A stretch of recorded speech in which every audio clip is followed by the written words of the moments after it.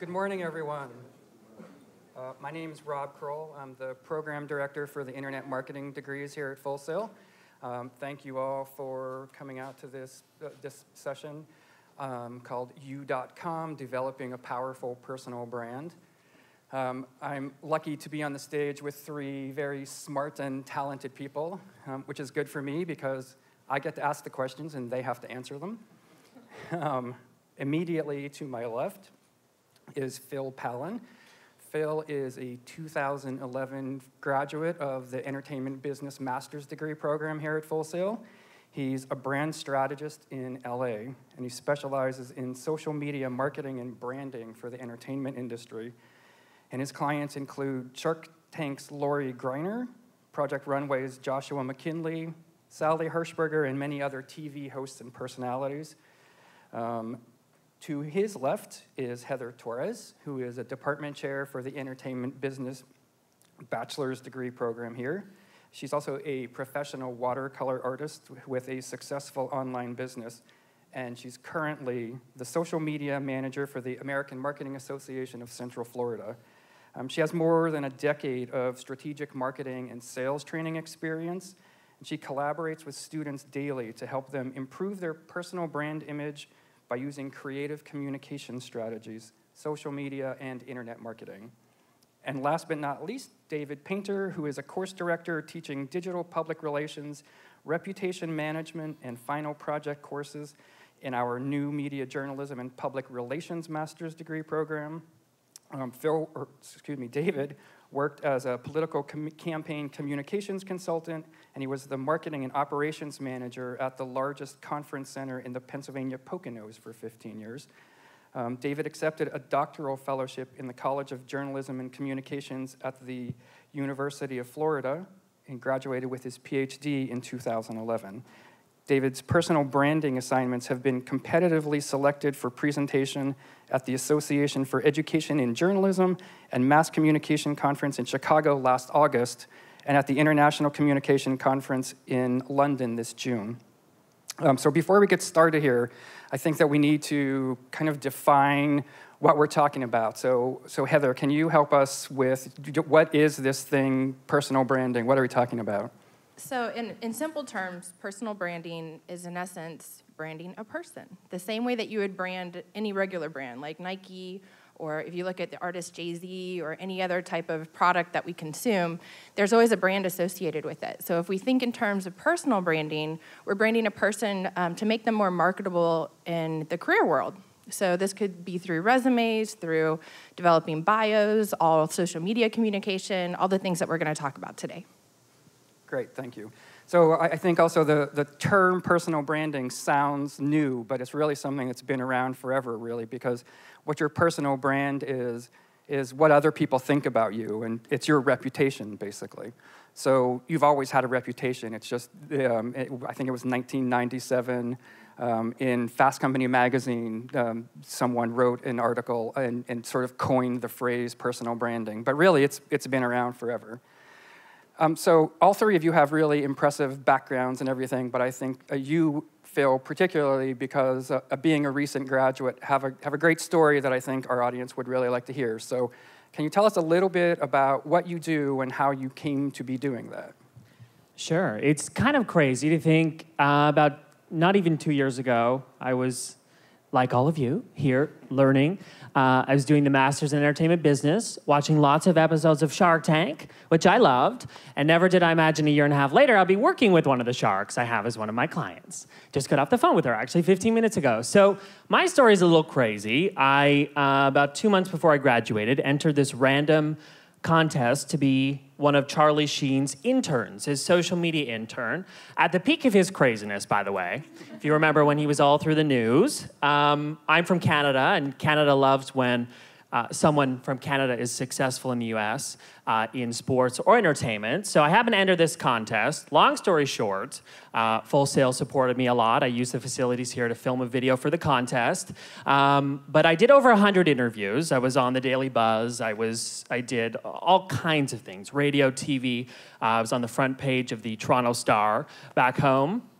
And so I very quickly learned about social media, even 2 months before I graduated. I didn't imagine that I would ever be going into a career related to social media or personal branding.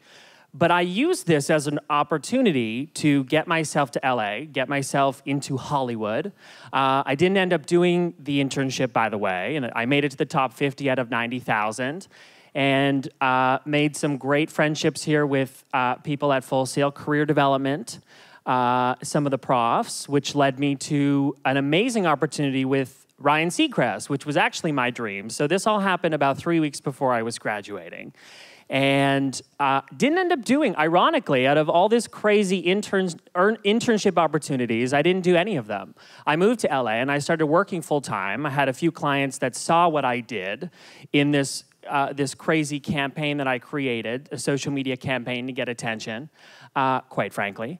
And, you know, you got to do crazy things if you want to work in entertainment. There's a lot of people who want to work in it, so you have to stand out. And that's what I know I had to do, so I did it. But I ended up managing clients once I get out to LA. Primarily, and what I do now is work with TV hosts. So I manage clients primarily in the entertainment industry, but also work with TV hosts. So long story short, you know, you really now, your personal brand and your social media presence are not mutually exclusive. They are so vital to getting attention and getting a job, because for the 5 seconds your employer is spending on your resume, they're looking more at your Facebook, your Twitter, and your website, if you have one, or your LinkedIn.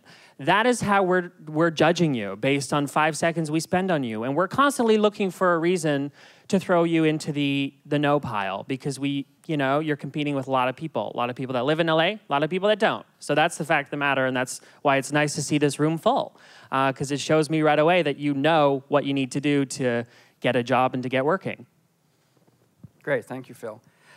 So David, when we spoke before, we touched a little bit on the idea of you need to have some sort of strategy for what you want your personal brand to be. Can you elaborate on that a little bit for us?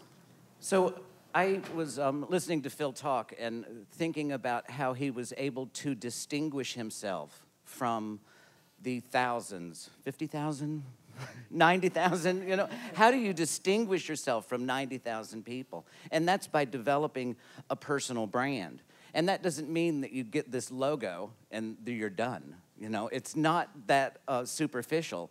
It requires you to be able to articulate a very clear, consistent, and positive vision of your unique skills, qualifications, and experiences, so that you can tell someone how you can solve problems for them.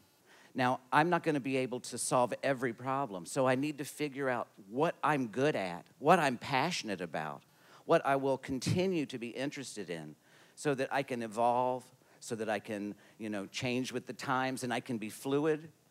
Just like our text on a computer screen is not like the text on a paper. It's hyper, and it's fluid. So our brands need to be constantly updated and revised and refined. So what I do with my students, and what I think is one of the most effective ways to start the process of personal branding, is to write a narrative, a personal brand biography. Define your brand. Self-promotion without goal setting is not going to be particularly successful. In fact, it'll probably be obnoxious, right? So in order to be a successful brand, I have to set some goals, and I have to maybe read some position descriptions so that I can figure out what positions I am qualified for. What's the language in those descriptions so that I can reflect that language, use those keywords in my LinkedIn profile so that I'm searchable. So it's a process of defining and refining and staying fluid and hyper and always or never resting on your laurels, never thinking, okay, here's my brand, I've written my narrative, I'm done. Because hopefully some great things are going to happen and some changes are going to come about, and you're going to have to update and revise, and there may be new platforms, new successes that you want to document and that you want to talk about. But the first step, I think, is defining your brand. And you go through a process. And I brought handouts for everybody. I'm the old classic school teacher. I got to bring a handout that takes you through the 3 steps of personal branding that I believe in. But the first step in the process is to define your brand, set some goals. What are your career and life goals? What do you want to be? Where are you from? Where are you now and where are you going? And be very specific and avoid language such as, I know the tips and tricks of the behind the scenes of the entertainment industry, because that is meaningless language, right? So it's important to get feedback on your narrative and to refine it and to provide some very specific information that's actionable and that's goal-oriented, strategic communication. So let's talk a little bit about the strategy a little further. So, you know, what if you're a student and you feel like, I don't know exactly what it is that I want to do? How do I start building a brand from that point? I guess I can mention something here. One thing that we talk all the time to our students about in the EBBS and EBMS, music business programs, all these different programs, we always tell people to do a self-exploration and do a SWOT analysis on yourself. Do you guys know what a SWOT analysis is? Okay, awesome. I'm happy to hear that. Okay, so you want to identify your own personal strengths, weaknesses, opportunities, and threats, right? So when you look at yourself, identify the things that you do well and the things that you don't do so well. And whatever things you do well, those are things that you can build into your own personal branding statement. You can start developing your brand and putting that out there. Do you guys know what you want to do? Do you know right now in this classroom today what you're an expert in? Or what you want to be an expert in? Okay, so I know some people in here, you guys, clear definition. When I was in college, I didn't know exactly what I wanted to do. It took me a little while to figure that out, and over time, the experiences that I gained, it helped develop my brand further and further. So like David said, a lot of it comes with experience, and put yourself out there and find a way to define who you are today to the best of your ability, because if you keep telling yourself every day what you do well and how you're branding yourself and what you want to be successful at, those opportunities will come to you, and people will believe that you're an expert in whatever you send out into the world. So that's my 2 cents. My perspective is probably a little more harsh than yours. That's great. And you need to be self-aware. You need to know what you want to do. But to be honest, I don't really care what you want to do. And much like a lot of the people out there working in the industry, if they're going to hire you, you need to offer something that's in need, right? So yes, just as important as being self-aware, you need to be aware of what the industry needs so that you can get a job. I didn't move to LA and say, this is me, this is what I do, right away, whether I wanted to work in social media and branding, whether that's what I wanted to do or not, I identified a need that needed desperately to be satisfied. And that's how I got a job. I didn't go out and apply for, I did apply for jobs, and quite frankly, I didn't really get much response. So I created my own job, and it worked a lot better for me than going and working at for an employer. So I want to, motivate all of you to be self-aware, but also know what is needed in the industry. It's a basic concept, but it's something a lot of people forget. Be aware of yourself. I agree with everything you say, but also know what's needed out there so that you'll get hired. Definitely, and I agree with what Phil's saying too. If you can meet the need of, this is the same for any basic marketing skill. If we look at marketing, if you're fulfilling someone's needs and you're marketing to someone and you show them, you need me, this is why you need me, then they're gonna be a lot more receptive to what you're putting out there. So totally agree with you on that. I was just going to say the term expert, by the way, don't be freaked out by that. Anyone who goes to Full Sail, when you graduate, you are considered an expert. I work with hosts that come to me that say, Phil, I want to be an entertainment reporter. I'm an expert in entertainment. Okay, so that's what I deal with. So all of you have a great education from Full Sail. You're all experts. I think it's important to, branding is a concept that comes from marketing and sales, and how do we distinguish one product from another. And we can think of ourselves as products or commodities that fulfill a need. So I need laundry detergent. And when I stand in the aisle, what are the factors that influence my decision to choose a specific brand of laundry detergent, the quality of the product, the packaging, whatever it might be. And so we can think of ourselves in the same way, that what is a need I can fill, and how can I distinctly fulfill that need, whether it's Tide or whatever it might be. I can't think of names right off the top of my head. But some way that you can fulfill that need in a very distinctive way that is not going to be fulfilled in the exact same way by 90,000 other people. Great, thank you all. So let's say that you've been self-reflective enough to kind of understand what it is that you would like to do, and you've identified that as something that is a need out there in the industry. So what are your next steps? What do you do now? I would say you need to be aware of who your competition is. You have to treat yourself, very similar to what you just said, you need to treat yourself as a business, right? And very often in the entertainment industry, you are the product, whether you're on camera, whether you're a producer, whatever you are, whether you're creating, animation or graphics, you are the product. And all you are is what you have to show for what you've done. So you need to see what's out there, see who you're up against, and approach it differently. You need to do something different to grab my attention, because think less about you, which will be something I say more than once, I already have, but think about what they are looking for. Even if it's looking at a post that you find, a job post that gives very specifically, I am looking for this, this, this, and this. You'll be amazed. Like, you should copy and paste that right into your cover letter, reword it, but you know what? They're scanning through your cover letter, and they're looking for those words. And it's amazing what you'll get just by including the words that they've already given you. Little things like that. Always give them what they want and approach it differently. So a website, all of you should have a website. If you can't own your own name domain, if it's already taken, if your name is John Smith, that's already taken, come up with something more creative. All of you should have even a very basic website.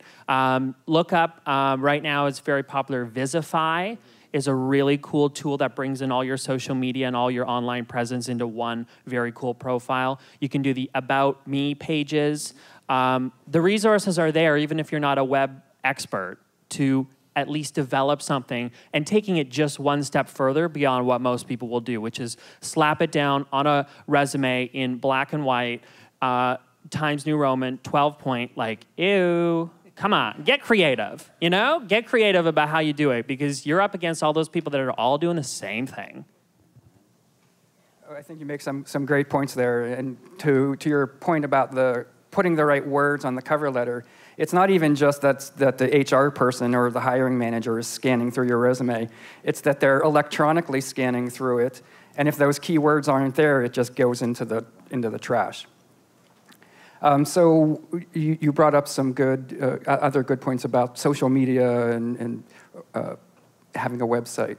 So let's go down that path a little bit. Let's talk about how do you use social media for the purpose of personal branding. So you've figured out who you are, you figured out a need. How are you going to use social media to build out your personal brand?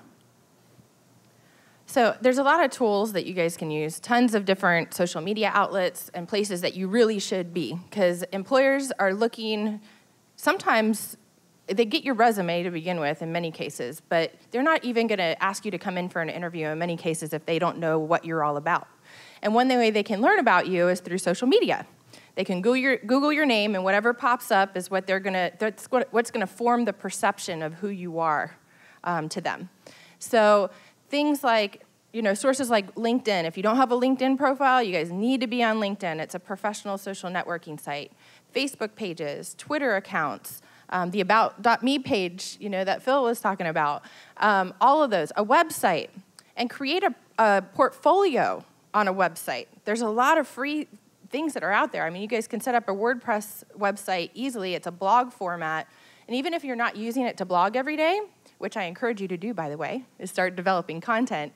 But you can still use that, and it's totally free, doesn't cost anything. And on there, you can create a profile with a portfolio and start putting, examples of things that you're working on, projects that you've done in school or outside of school.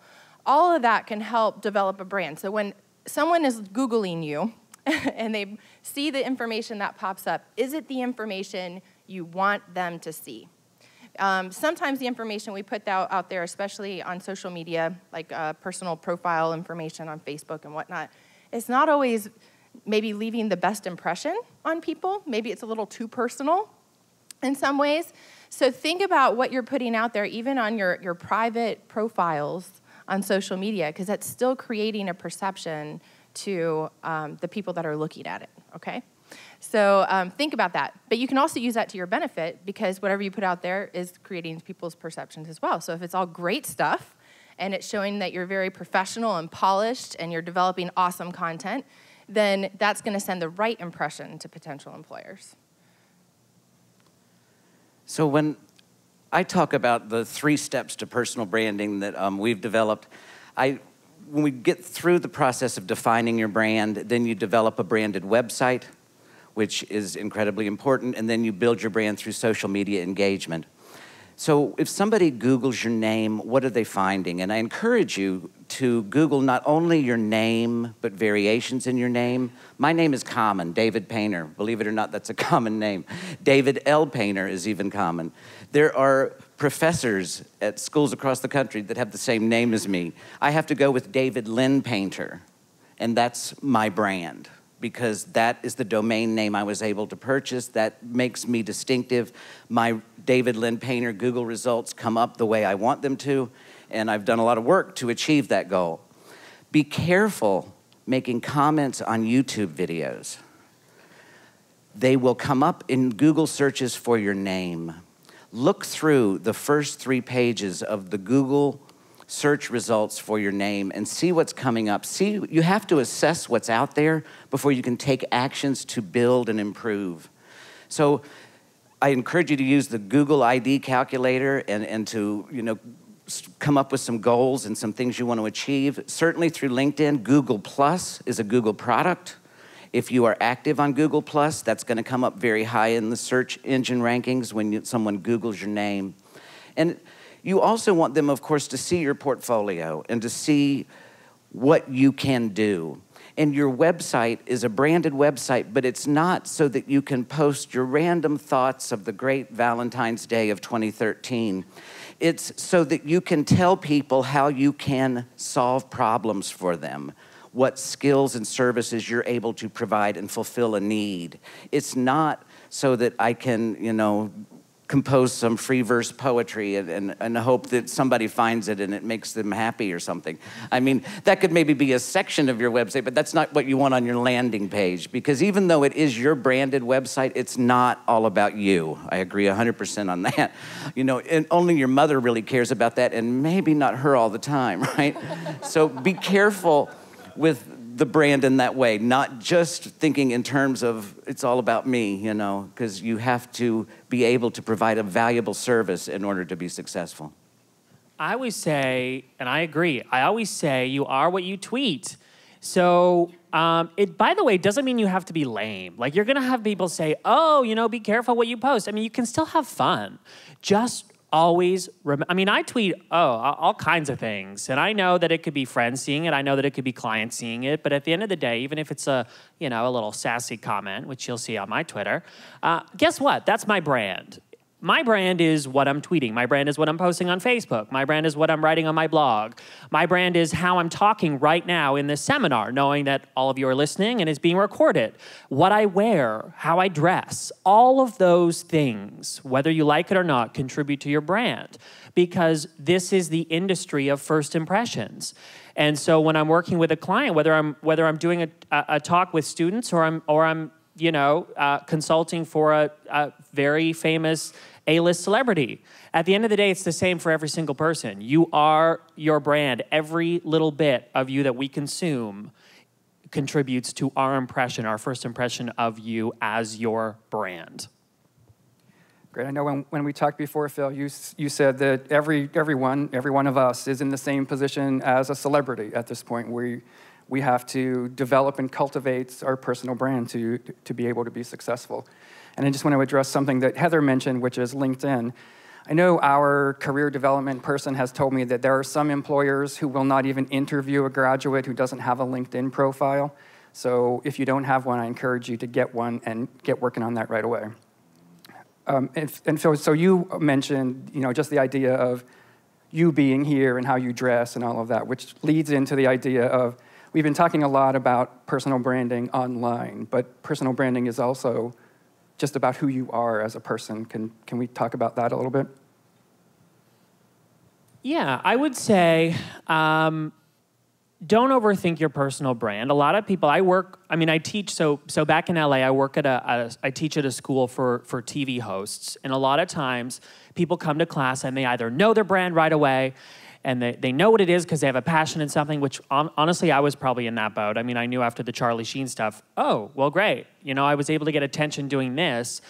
My brand is going to be social media because it worked for me. But not everyone is in a position where they have press, to back it up or to at least kind of confirm that that's what you're good at.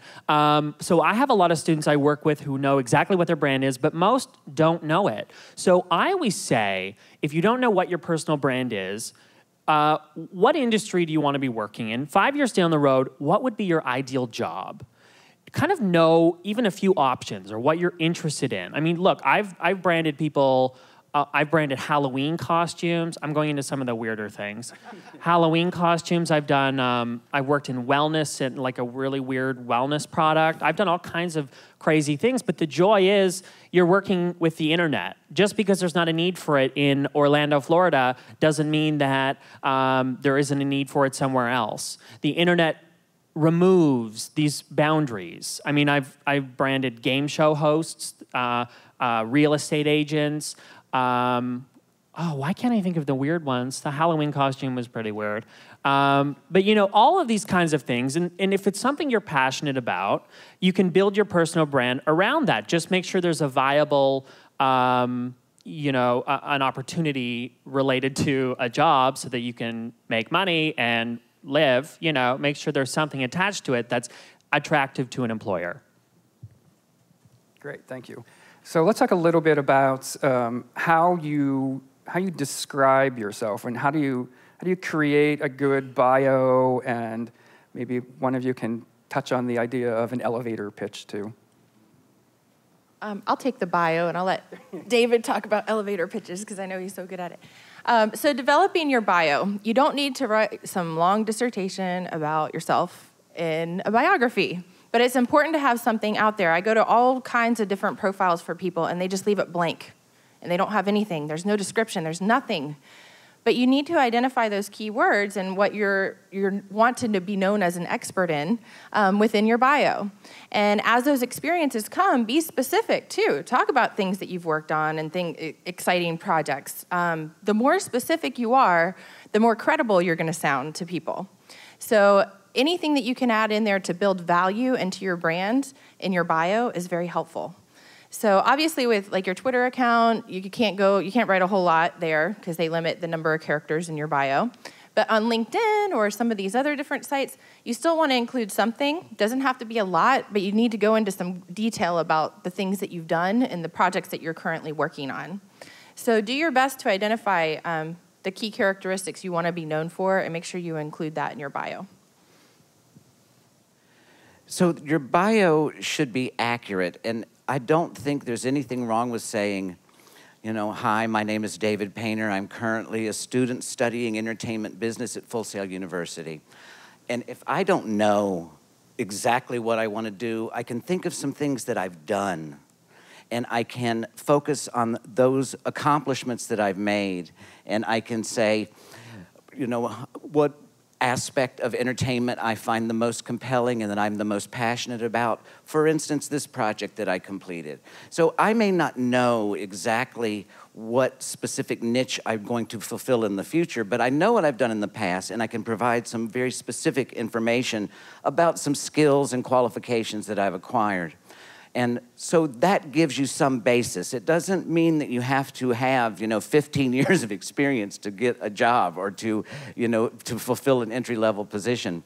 When we work on personal brand narratives and biographies, I think it's important to have 3 different versions. And that doesn't mean that they're completely different. It means a 1-sentence, a 100-word, and a 200 to 250-word version. because I might meet someone somewhere and only have the opportunity to say, one sentence, hi, Google me or check out my website, it's at davidlynnpainter.com, whatever it might be that then you move on. Maybe you're in the elevator and you're going 10 floors and you have the opportunity to get out 100 words and they're actually paying attention, And maybe the elevator stops and you're stuck with them and you can get through the 250-word version, But different contexts and different opportunities will come about, and you need to be able to provide a pitch that is refined and that provides some specific actionable information. And it's important that the information you're providing online and in your pitch matches what the person sees offline and in person. And so I can't show up at my job interview in my pajamas, right? Or I can't show up looking, a hot mess somewhere that's supposed to be important where I'm representing my personal brand, unless hot mess is my personal brand, maybe. But I don't know what need that would fill. I think we have enough of that. But so your offline and online need to mirror each other. And when you identify what your target is, then you can tailor your message in addition to the platforms you use to communicate that message. So if I'm dealing with tenured professors that I'm conducting quantitative research with, I'm not going to tweet them, right? Because they can barely open an email attachment. They're still running XP, they don't get any of that. And that's not my target audience. My target audience is going to be, email at the most advanced. And probably even more than that, it's going to be going to conferences, meeting them face-to-face, presenting my research, talking to them in the hallways, engaging with people. And what I think is really compelling about Phil's story, one thing, the whole story is extremely compelling to me, is that he was able to take advantage of an opportunity when it arose. And instead of being unprepared, he was passionate and he pursued it, and he was able to identify a need that he could fulfill in a very unique and distinctive way. And so being prepared means being ready to take advantage of any opportunity, offline and online, and being prepared, like a Boy Scout or something. You're always ready to unleash your best brand pitch and to be able to describe what it is that you can do for other people. I just have one thing to add to that. What I admire, too, about you, Phil, is that you started working on this before you even graduated. And a lot of you should all be doing this now. Mm-hmm. You guys have the opportunity now, between classes, after class, on the weekends, whenever it is, to start working on developing content and developing your personal brand. And that way, when you graduate, you'll be able to quickly land a job, or you'll be able to move out to LA instantly and find your dream job, or whatever it is, So take advantage of this time to start working on those things. One of my big pet peeves are my fellow grads in my program that will complain about career development. I mean, maybe I'm not allowed to say this, but I'm going to say it. No, it really annoys me because I have lots of people that I graduated with that really haven't, met their goals and their dreams yet. But the first thing they'll say is, oh yeah, career development wasn't helpful at all. And I'm like, then who did you meet with? I mean, I knew everyone's name in career development. I still keep in contact with them. My career development rep is one of my best friends. Seriously, we keep in touch all the time. We have Skype calls still, and I graduated 2 years ago. She's fabulous. She comes out to LA, we go for lunch. It's wonderful. And so that's the kind of relationship all of you should have. Do not tell me that career development hasn't done anything for you, because it's not their job to find you a job. It's your job to find you a job, and they're an amazing resource you have here at this school that doesn't exist anywhere else. So you better get in with those people because they have connections, and if they like you, they're going to make those connections happen. Don't tell me they don't do anything because it's not their job. And so a lot of times people are like, oh yeah, they didn't find me anything. And it's like, okay, well, you're not. My immediate judgment is you're not meant to work in this industry. Unfortunately, you're up against the sons and daughters, the lazy sons and daughters of celebrities that just fall in because it's who they know.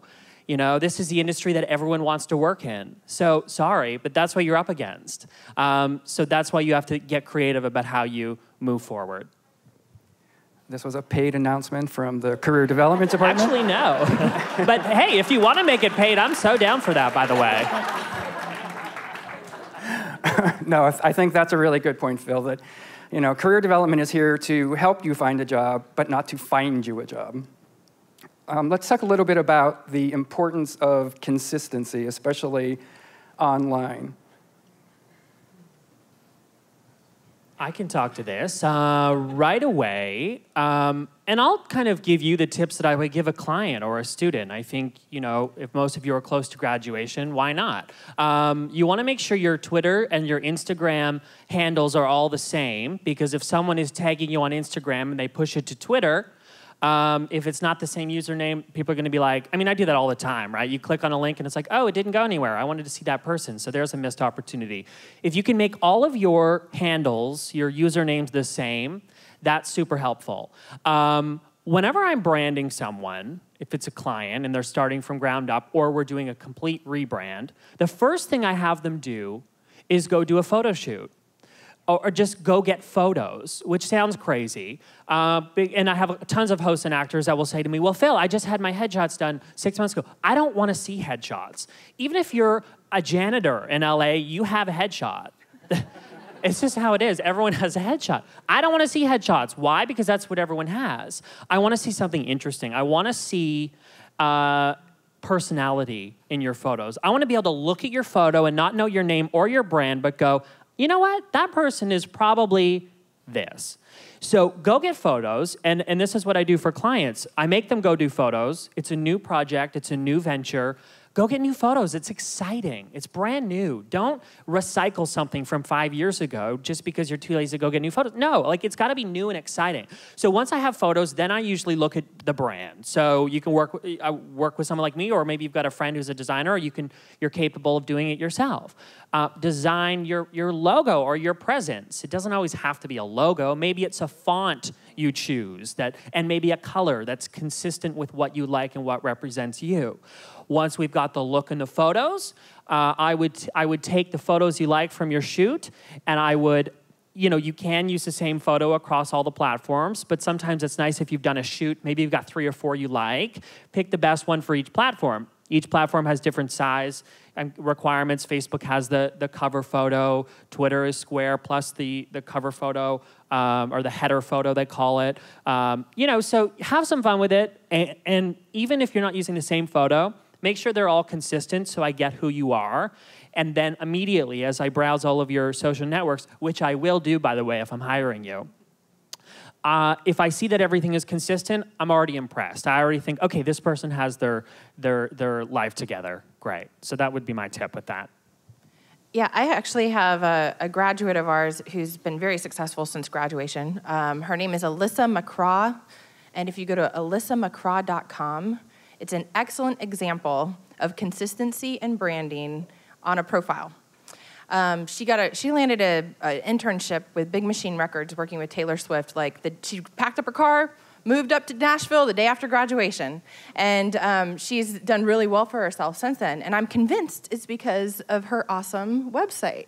If you check it out, she's got testimonials on there, she's got everything. But one thing you'll notice is on every profile she has online, which they're all linked, by the way, through her website, you will see the same fonts, the same colors, the same photos, not the exact same photos, but the same, similar photos from the same photo shoot.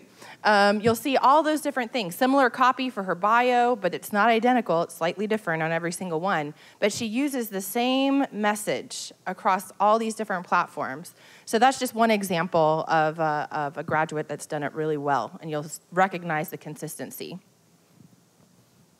Can you spell that? Oh, sure. It's ALYSSAMCCRAW.com. And on there, it's really cool because she's got testimonials from course directors she's had. So I'm sure that your course directors will write some nice messages about you if you ask them nicely, and they have good things to say about you. She's got classmates of her that wrote things. She's worked with other people. She's pulled things from her LinkedIn profile, so she's got endorsements there. And she's got some really great graphics and photos of the people that did those testimonials and references. She itemized classes that she took on her profile that say that she's specialized in certain areas. So keep track of those things. As you guys go through classes, there's real-world projects that you guys are working on in every single one of your classes. And those real-world projects are perfect for your resume and for your profiles on these social networks. So make sure you include those, because that's specific examples of things that you've done that will help prepare you for the real world after graduation. I can give you a few more examples as well. I'm actually gonna check that out. If you go to my website, I have all of my clients that I branded from the ground up on there, and you'll see I do it in a slideshow in order of where we started. So you'll see them, how I kind of took them and assigned a color and a look to it, all the way through their website, their Twitter, their Facebook, and then so it's just my name, Phil Pallen, PhilPallen.com, and I've all, well, not all, because sometimes they're confidential, but most of the clients I've worked with on there, and you can see under design, kind of just to get some ideas of how your brand can evolve, which all comes back to you and your personality. So I think we've heard some really great information about being consistent, and I try to be very consistent with the packaging of my content in addition to the meaning or the real content, whatever you want to call it, in terms of I try to be very positive, and I try to avoid being snarky. I have a few times tweeted or put things on Facebook that I thought were just really amusing and kind of sarcastic, and I'd had a couple of glasses of wine, and I thought it was just wonderful. And guess what? Nobody got it. It was a disaster, and I realized, hey, David, don't do that anymore. Don't be snarky or sarcastic or mean. That's not who I want to be anyway. What is the one word you would like to be remembered for? And for me, the word is kind. So I try to be very positive in all of the content that I put out. And also look through all the photos of you that are online. And even if you are not doing anything inappropriate in the photo, is there somebody behind you with a bottle of tequila up like this? Even if it's not you, you're in the picture. Is there some inappropriate image in that same photo with you? Get rid of it if you possibly can. And it doesn't matter, even if it's not you doing the keg stand. But the keg stand is in the picture. It's going to, well, I'm not so sure about this one, right? Maybe needs some time to grow up or whatever. So be very careful and consistent in the images that are available of you as well. I have a survey that I give to all of my clients a lot of hosts, anyone who's meeting with me one-on-one. I have a survey or a questionnaire that I give them right before we meet. And the first question is, describe yourself in 3 words. And then what I do is I go through it and I usually circle 1 or 2 of them, because almost always when I meet this person for the first time, which is important, gauging my reaction or first impression of you is what we're trying to measure, because that's what everyone else is going to have. Typically, those 3 words, I don't get that from you right away. So just as important it is for you to be self-aware with I love that, describing yourself. How do you describe yourself in 3 words? What's almost more important is asking the people around you, hey, how would you describe me in 3 words? I give my hosts this exercise. So in class, they pair up, and I encourage you all to do this with people in your class. Pair up, tell the other person your brand, and describe it in as many sentences as you want. Then ask that person to repeat it back to you in 1 sentence, because guess what? They didn't pay attention to 95% of it. Like me, I have the shortest attention span in the world. You got to grab me in 5 seconds, or I'm off clicking on viral kitty videos. That's just how. So welcome to the internet, right? So this is a great exercise, because they'll repeat something back to you, what they got from you. Try it a few times, and you'll notice some consistencies. What's most interesting about you and your brand? I just give this advice to a lot of people who are like, oh my God, they're talking about personal brands. I don't even know what mine is, but that's one way to kind of, if you've got an idea, try it on a few people and get them to kind of dissect what the most important element is. I think that's really great advice. There's a company called Reach Personal Branding, and they actually have a tool online that allows you to ask colleagues and friends and family members, and it's a survey, and they're basically asked to choose adjectives that describe you, and then also, like, if Rob was a cereal, what cereal would he be? And I was oatmeal, so I'm pretty boring, I guess. I'm working on that. But it does give you a lot of useful feedback, because you see what other people think of you may not be at all what you think they think of you. And I think it's really important as you're developing your personal brand to understand where you're starting out. Because if you want to go somewhere else, then you can work on that. Yeah, and remember what goes online, like these photos that you might be tagged in or whatever's out there, it never goes away. You will never, even if you delete the photo, it never goes away. It's somewhere out there on the internet. So just be aware of that, especially at the age many of you guys are at right now, being in college and whatnot. You guys have a lot of fun, right? Tons of fun. Go to parties, do fun things. Just be aware of what your social presence is at all times. Yeah, I used to do some political volunteer work, and I learned that good politicians always know to hold their drink behind their back when they're getting their picture taken, so there's a tip. So let's say you've kind of figured out your strengths and weaknesses, opportunities and threats. You've figured out that there's a need for what you have out there. You've started to develop some things online about your personal brand. So that's all out there, but now what? How do you connect with other people in the industry? How do you build and grow from that? Well, LinkedIn is a great tool for that because every word that you put on your LinkedIn profile becomes searchable. So you can start doing what employers are doing, which is searching for other people that maybe you can connect with. I often talk about Twitter with this question because a lot of us make the mistake of thinking that Twitter is only a broadcasting tool when it's not. It's a tool for conversation, not broadcast. So most people that are on Twitter, 80% of what people put out is stuff related to them. What they're having for breakfast, where they're going for a walk. No one cares, honestly. And that's why people are like, oh God, I hate Twitter. It's like, there's so much stuff I don't care about. Well, those are people that are doing it wrong, right? Twitter is an amazing free tool that all of you can use to get a job. I think Twitter is just as important as LinkedIn or jobs being posted online. I think you have more of a chance networking and making connections on Twitter than you do applying to a job that 20,000 other recent grads are going to apply to. So here's my example on Twitter. Twitter is like an airport, okay? People from all different places going in all different directions. And if you go up to someone, by the way, everything's searchable, so you can find, potential employers on Twitter. Hello. A lot of times, if they're working in entertainment, they're super proud of that, so they list it in their, in their Twitter bio, producer for blah, blah, blah. Because and a lot of times they do that so they can get followers based on that person's name.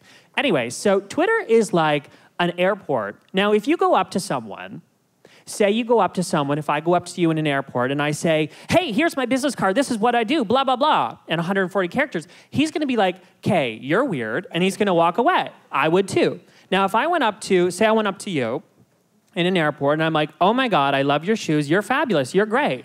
She's kind of like, okay, I don't know who he is, but let me find out more. I'm gonna read his Twitter bio, I'm gonna go to his website.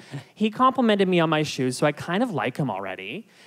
I've just now created a relationship with a stranger. Okay, Twitter's exactly the same thing. You should have a list, Twitter lists. Look into it if you don't know what that is. Create a list of people that you want to keep an eye on, people that you want to watch, and look for an excuse to create a conversation with them, whether it's a compliment, maybe it's a book they read that you're like, oh my God, I read your book, I loved it, even if you didn't read it. I don't know, I don't read, but I give all kinds of authors compliments on their books that I haven't read, whatever. So you give them a compliment, and they're right away, you're in their good books. So I'm just trying to, give you some creative ideas rather than just like, searching on Craigslist, searching on mediajobs.com, all that kind of stuff. Like, go outside the box. That's what worked for me, and it can work for you. Twitter's amazing. So start making those connections. I always say in every 4 tweets, one of them should be about you, whatever you're doing. Ideally, make it a link. The other one should be establishing your industry expertise, your credibility as an expert.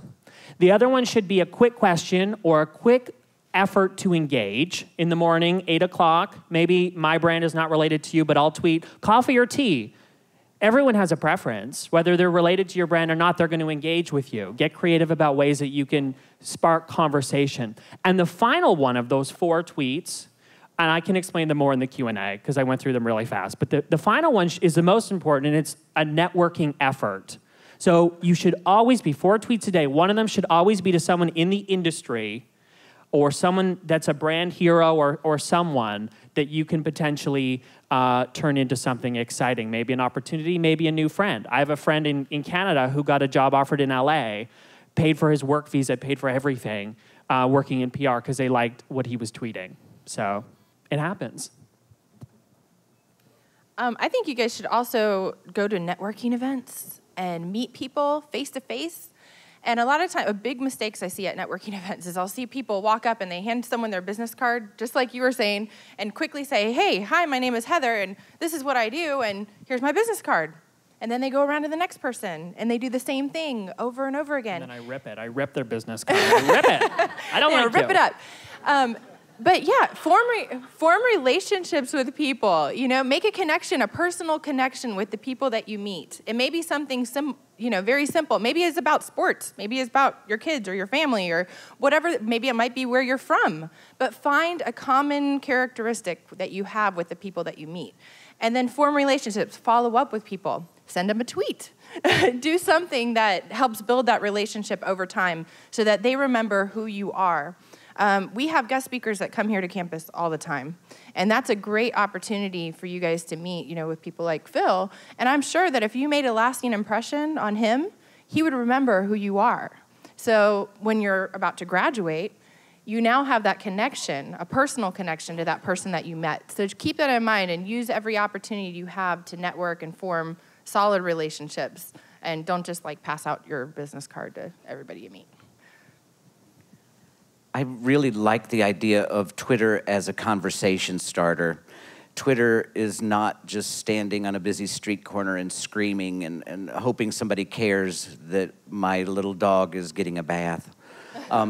It should be a conversation starter, and you want to use direct replies. When I am a political and journalism nerd, more than you can imagine. So I listened to Peter Overby on NPR give just a really information-rich report that's based on figures and numbers. And so I go in and I tweet, another information-rich quantitative report by the best political reporter in the business at Peter Overby. And guess what? He responds to me. And we have a conversation, and we develop a connection. Or whether it's Amy Webb from Web Media, and I find some of her resources. I curate and aggregate a lot of resources that are online that are already created. Why am I reinventing the wheel? I don't use textbooks. I use the most current and the best combination of academic and professional information I can find. So if I see a video on YouTube that I think, wow, this says what is PR in a 4-minute video, it's produced by a PR firm in England, I'm gonna ask them if I can use it. Well, I don't just say, hey, can I use your video? I say, found your video on YouTube. This is the best explanation of public relations I've seen in a 4-minute video. May I please, and guess what? That person is like, oh my gosh, somebody saw my stuff and they liked it. And next thing you know, he's created a press release and he's getting notice in the newspapers in England because, the school across the pond that produces Grammy winners is using his video to explain to students what PR is in 4 minutes. And so it's building connections and starting conversations. It's not screaming at the corner of a busy street and maybe tweeting pictures of my dog, although I do that sometimes too. But that's the other part of the story. But you're allowed to be you. That's what I say. You don't have to be totally lame on social networks because then it's boring and you just get into the category of everyone else. You can still be you. It's just a matter of being aware of what you means to someone else. A quick resource for you that I want to share is called Help a Reporter Out. This is probably more useful for when you already established yourselves as experts, but it's an amazing free, they have a few paid subscriptions, but you don't need it. Do the free subscription, Help a Reporter Out. It'll send you an email every single day in whatever category you choose, and it's reporters that post what they're looking for. They're looking for people to essentially say what they want to say in an article, right? So they're looking for experts. So it could be, and if you respond quickly to the posts, I've gotten a few for myself and for clients. they're looking for social media expert to speak on the value of Instagram in businesses. So if your brand is social media, you should be replying to that as soon as possible, saying, bam, bam, bam, bam. Think, what does this person want to hear? What do I have to say? If you want more information, contact me. So that's a really cool site to start getting, I just thought of that, getting into press appearances and press releases and articles and establishing your expertise and your brand. And if I can just jump on the Twitter bandwagon for a minute, I found that it's surprisingly easy to make connections with industry experts on Twitter, because Twitter, you can basically follow anyone you want to, and they don't necessarily even have to follow you back. But we do have a lot of guest speakers in our programs, and that's how we connect with most of them, actually, is through Twitter.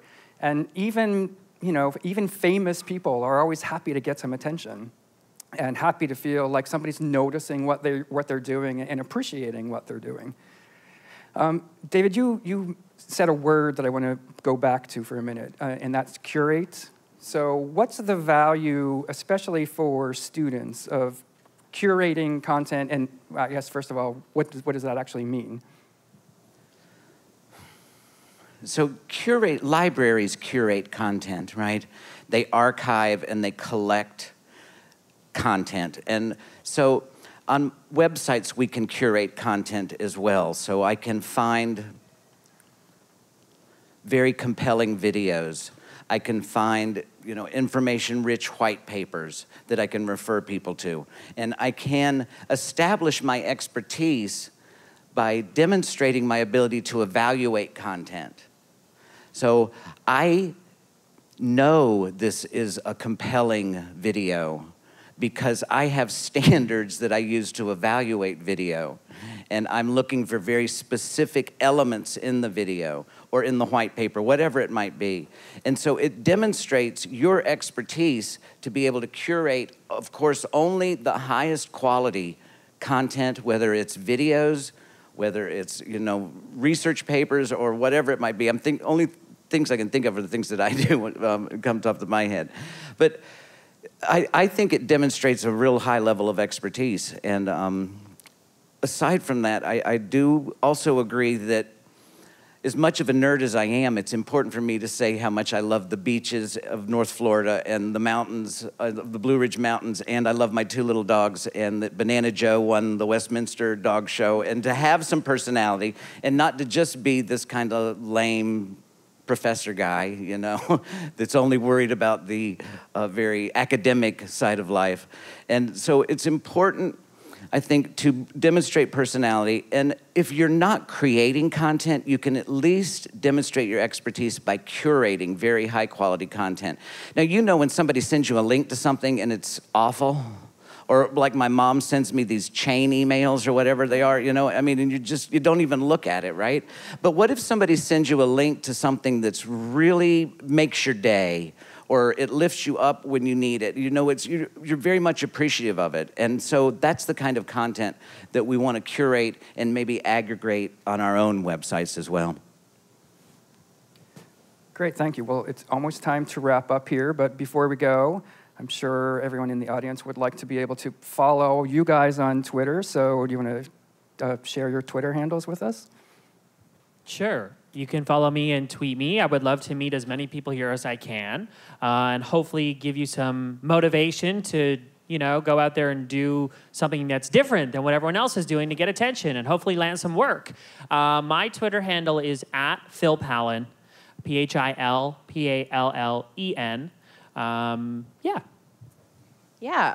Well, mine is @Heather Torres. So Heather, HeaTher, _ Torres, Torres. And I look forward to chatting and tweeting with you all.